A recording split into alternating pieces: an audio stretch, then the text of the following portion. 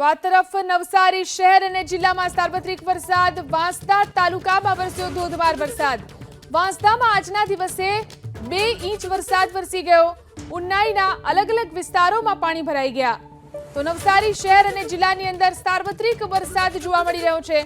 ફરી એકવાર વરસાદી માહોલ જામ્યો છે નવસારી જિલ્લામાં। વાંસદા તાલુકામાં ધોધમાર વરસાદ થયો। વધુ જાણકારી મેળવી અમારા સંવાદદાતા સિદ્દેશ ફોન લાઈનથી જોડાયા છે। જી સિદ્દેશ, નવસારી શહેર અને જિલ્લામાં ક્યાં ક્યાં કેટલો વરસાદ?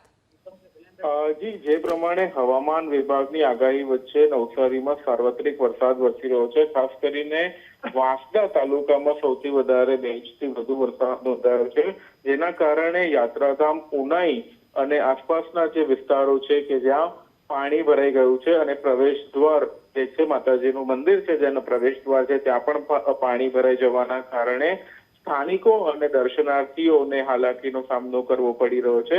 અને નવસારી જિલ્લાના તમામ તાલુકાઓમાં અત્યારે ધીમી ધારે વરસાદની શરૂઆત થઈ ગઈ છે।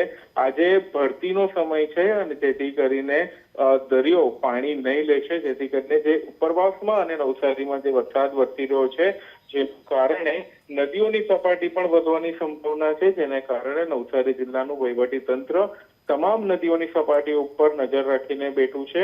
લોકોને જે નદી કિનારે રહેતા લોકો છે અને જે લોકોને નદી કિનારે દરિયા કિનારે ન જવા માટેની પણ સૂચના આપી દેવામાં આવી છે।